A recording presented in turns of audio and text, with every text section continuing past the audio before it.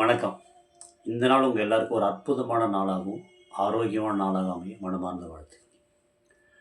நம்ம யார்கிட்ட பேசிகிட்டு இருக்கும்போது, அவன் நம்மக்கிட்ட தேவையில்லாம பேசிகிட்டு இருந்தாலோ, தேவையில்லாத வார்த்தைகள் பயன்படுத்தினா நம்ம என்ன சொல்லுவோம்னா, தேவையில்லாம பேசாதன்னு சொல்லுவோம்.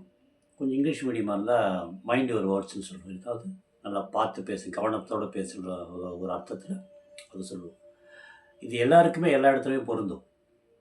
அதே நேரத்தில் வாயிலேருந்து வர்ற வார்த்தைகளுக்கு எப்படி கவனம் தேவையோ, அதே மாதிரி நம்ம சாப்பிட்ற விஷயத்துல ரொம்ப ரொம்ப கவனம் தேவை. அதாவது மைண்ட்ஃபுல் ஈட்டிங். அதுலேயும் குறிப்பாக குழந்தைங்க.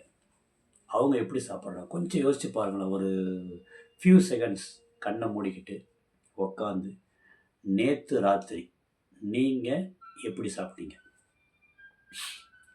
ஹாலில் சாப்பிட்டீங்களா? டிவியை பார்த்துக்கிட்டே சாப்பிட்டீங்களா? நின்றுக்கிட்டே சாப்பிட்டீங்களா?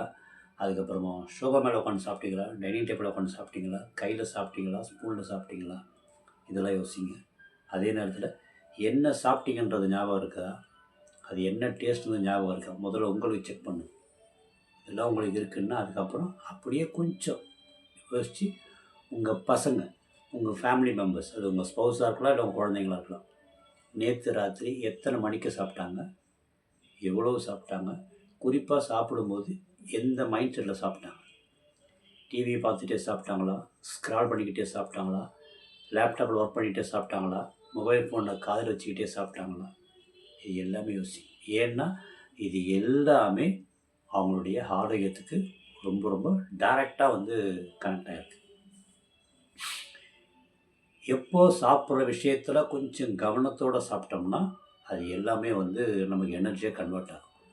நாம் அதை கொஞ்சம் கவனிக்கவே இல்லை அப்படின்னா அது எல்லாமே, அது குறிப்பாக மாவுச்சத்து, கார்போஹைட்ரேட் மட்டுமே அதிகமாக இருந்தது அப்படின்னா வயிறை மட்டும் பெருசு பண்ணும். கேஸ் பலூன் மாதிரி வயிறை மட்டும் பெருசு பண்ணுமே தவிர, நைட்டு ஃபுல்லாக டைஜஷன் ஓடிக்கிட்டே இருக்கும். காலை எந்திரிக்க தோணாது, அடித்து போட்ட மாதிரி இருக்கும், இன்னும் கொஞ்சம் தூங்கலாம் போல தோணும்.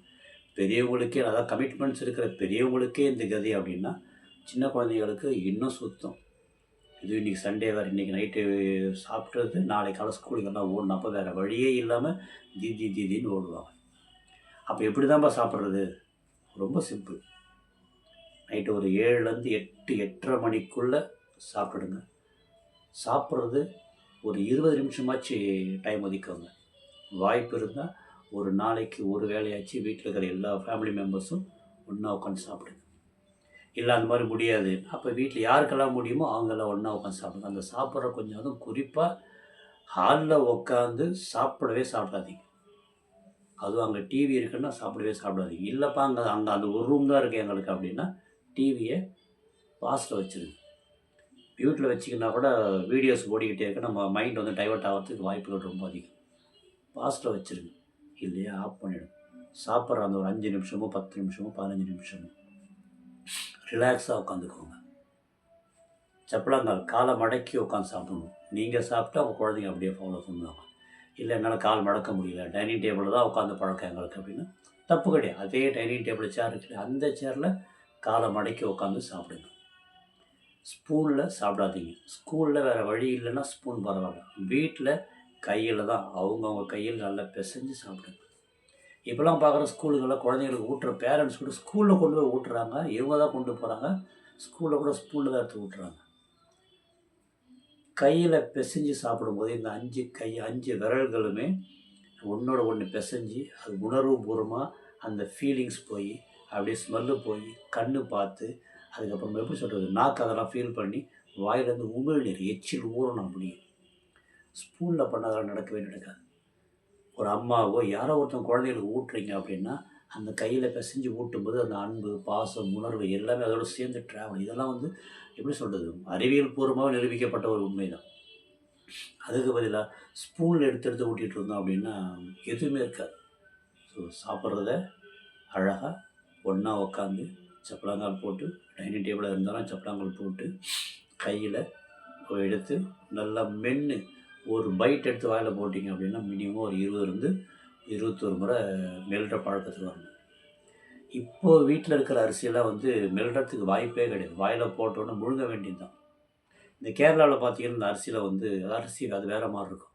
அது நார்ச்சத்து அதிகமாக இருக்கிறதுனால அதை மென்று தான் முழுங்கி ஆகணும். ஆனால் இப்போது சாப்பிட்ற சாப்பாட்டில் பெரும்பாலும் மேலே இருக்கிற அந்த ஃபைபர் இல்லாததுனால மெல்லவே முடியாது. வாயில் போட்ட உடனே அப்படியே முழுங்கி தான் உள்ளே வைக்கணும். அப்போ முடிஞ்ச வரைக்கும் நார்ச்சத்து இருக்கிற அரிசியாக பார்த்து வாங்கினோம்னா கண்டிப்பாக நம்மளால் மெல்ல முடியும். மெல்லும்போது ஏற்கனவே சொன்ன மாதிரி நல்லா ஜீரணமாகும், உடம்பு நல்லா செட் ஆகும். அதுக்கப்புறமா என்ன சாப்பிடணும் நமக்கு தெரியும், மைண்டு பயங்கர ஆக்டிவாக இருக்கும், ஜீரணமாகும், உடம்பு சூப்பராக அதில் இருக்கிற நியூட்ரிஷனை எடுத்துக்கிட்டு அதுக்கான வேலையை செஞ்சிடும். சரியா? ஸோ இந்த மாதிரி நீங்கள் ட்ரை பண்ணும்போது நீங்கள் கவனமாக சாப்பிடுங்க. உங்கள் பசங்க எப்படி சாப்பிட்றாங்கன்னு பாருங்கள். உங்களோட ஈட்டிங் ஹேபிட்ஸ் நீங்கள் மாற்றிக்கிட்டீங்க அப்படின்னா உங்கள் பசங்களும் ஆட்டோமேட்டிக்காக உங்களை பார்த்து மாறுவாங்க. சரியா? ஸோ மைண்ட்ஃபுல் ஈட்டிங் ஹெல்த்துக்கு ரொம்ப ரொம்ப அவசியமான ஒன்று. ப்ராக்டிஸ் பண்ணி பாருங்கள். பாய். Take care.